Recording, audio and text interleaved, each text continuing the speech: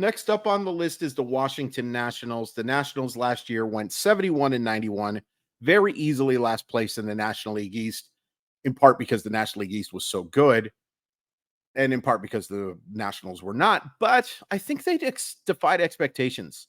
Like, if you remember at this point last year, there was pretty easily a bottom three teams. It was the Athletics, it was the Rockies, and it was the Nationals. Now, I'm not saying the Nationals were good, but I don't think very many people thought they were winning more than 70 games. So some credit to their management, some credit to the players, obviously. 71-91 still pretty terrible. And I think they're probably worse this year. I actually predicted on the RotoWire podcast they'd go exactly 71-91.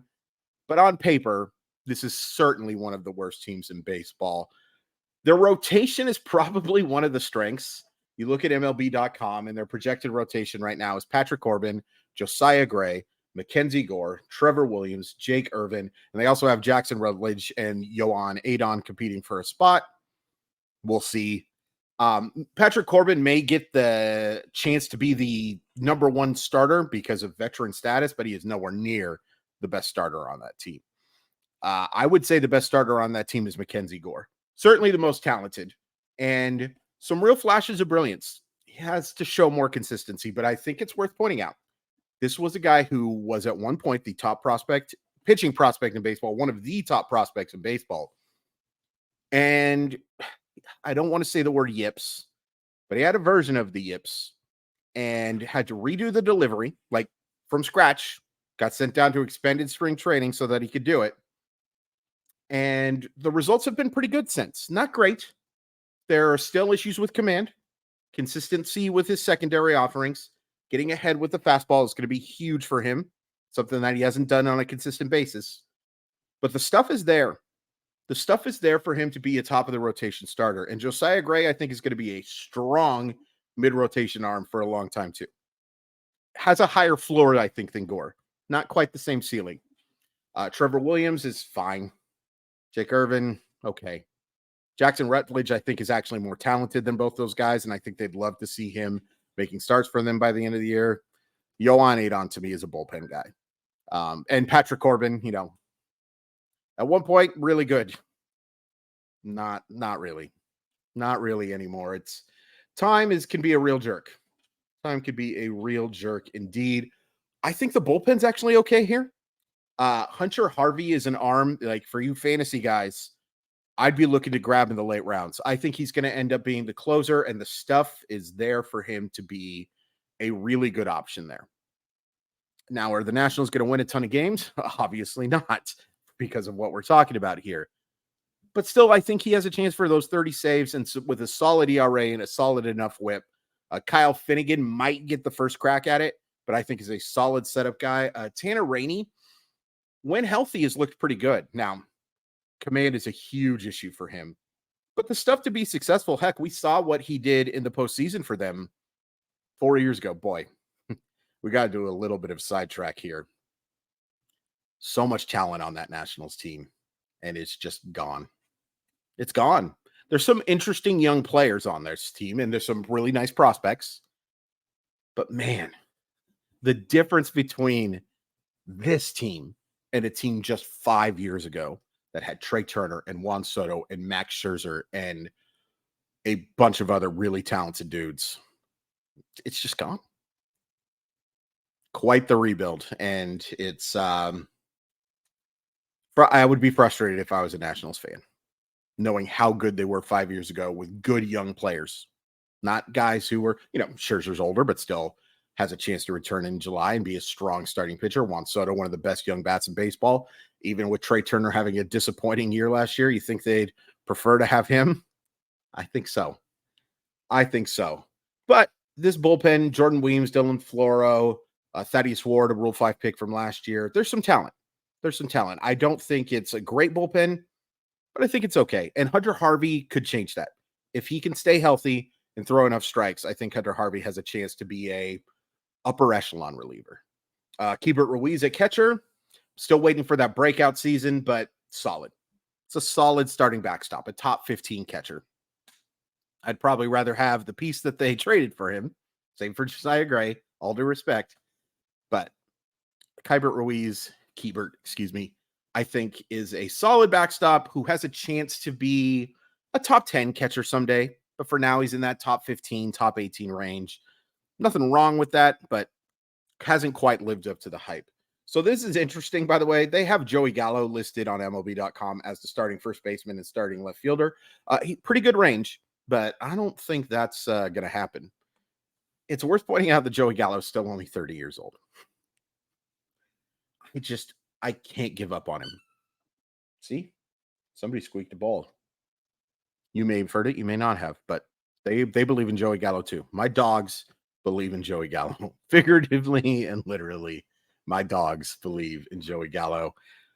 So much swing and miss. So much swing and miss. But that power's legit. The approach, I think, is fine enough.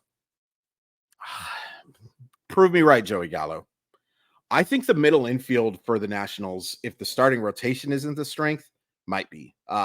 Luis Garcia Jr., ups and downs, but enough ups for me to say that I think he has a chance to be a very solid second baseman for a long time. And it's worth pointing out, too, that Luis Garcia, he doesn't turn 24 until May. Seems like he's been around forever. But there were some real flashes last year. I'm going to have to say flashes a lot for these crappy teams because not too many players that are just good, right? I think Garcia has a chance to be a solid one. And I think C.J. Abrams has a chance to be a cornerstone player. I saw more than flashes with C.J. Abrams. I saw some moments of, oh boy. And it's worth pointing out that he will not turn 24 until October. Yeah, you look at the overall numbers and you take a look at the splits, and 1 month basically carried this dude. But this is top of the scale speeds. He's starting to develop power. Putting the ball in the air more has really worked out for him, or started to work out for him anyway. I think C.J. Abrams has a chance to be a top 5 shortstop. Not this year, but in the long term. And I wouldn't be shocked if he was a top 5 shortstop in fantasy, just throwing that out there. I think C.J. Abrams has superstar potential and play to it. Other thing with C.J. Abrams, very little professional experience. He makes the Padres somewhat as a surprise at the beginning of 2023 after a gruesome injury in 2022. Very little minor league experience. Drafted in 2020. What a loaded draft that was. I don't want to say he's being slept on, but I kind of feel like he is in terms of star potential. We are not talking enough about C.J. Abrams. I think he's a star. And I think he's going to be a star shortly, if he isn't next year. Played like it for a portion of 2023 as well. Third base, it looks like it's going to be Nick Senzel. Stay healthy, bud. He's a nice guy to have on a roster because he can play a bunch of places. Third base, can play in the outfield, would handle second base just fine. Stay healthy, and then show consistency once you do. Former second overall pick. Definitely not a question of talent. Putting it together and staying healthy while doing so. We're wishing you good luck with that. He's not a spring chicken anymore. Guy who turns 29 in the middle of June. End of June, excuse me. Doesn't matter. But yeah, talent's there. Not sure you can really rely on it. In left field, again, they have Joey Gallo. I think I'd prefer Joey Gallo to be my left fielder because I think he still is a pretty darn good outfielder. But they have nothing at first base other than Joey Meneses, who we'll talk about in a second. So I guess the left field is probably going to be Stone Garrett. Could be Alex Call. Could be Jake Alou. Yuck. No thank you on any of them. This is a bad outfield. This is a bad outfield with the exception of one player. Victor Robles is not that player, but former top prospect. Just doesn't make enough hard contact. Can go get it in center with the best of them. Very nice real life guy. And we're talking about real life. Sometimes I forget about that. You know, you do a fantasy podcast for the biggest fantasy company in the world. Kind of forget about it sometimes. But I do think Victor Robles is a solid 2 to 3 win player. But sometimes I prefer the guy who isn't semantics or sabermetrics or whatever you want to. I can't talk. Victor Robles is a very flawed baseball player. Lane Thomas is pretty good, though. Thomas quietly had a 25-25 season. Former top-ish prospect for the Cardinals who finally got a chance to play every day. It did a nice job. Now, I would have guessed those numbers go down a little bit, but solid defensive right fielder, can hit for power, can steal bases. If he has another good season, and assuming that he has a good season and the Nationals don't, wouldn't be surprised if he was on the move to somebody. He'd be somebody that your Seattle Mariners should keep a close eye on. And then finally, Joey Meneses is projected to be the designated hitter. Very little pop, but I think he's in for a bounce back season in the average category. He has such a good approach, and he very rarely swings and misses. And I've seen a swing. Heck, in 2022, he was kind of that guy. There's a shorter sample. I don't think he's going to hit 320 or anything, but a guy who was in the 270 range for most of the year, I would guess is 290, 300, somewhere along those lines. I think he's a better offensive player than people give him credit for. He's just a little frustrating as a DH because he doesn't hit for more power. Is this team better than the Seattle Mariners? Absolutely not. Not better, not more talented, not even a better farm system, if I'm being completely honest. Now, they do have Dylan Cruz, who I think is a top 5 prospect, and some other nice young guys too. But I will take what Seattle has over Washington by a long stretch.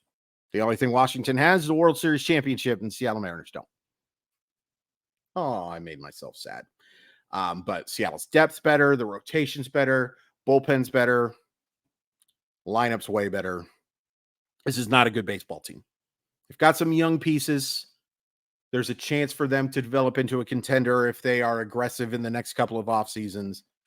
But I would guess under 70 or right around 70 wins. I was going to say under 75, but 65 to 75 wouldn't shock me.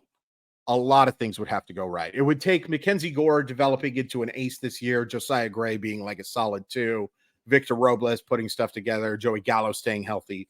There's a lot that has to go right for this to be a postseason team.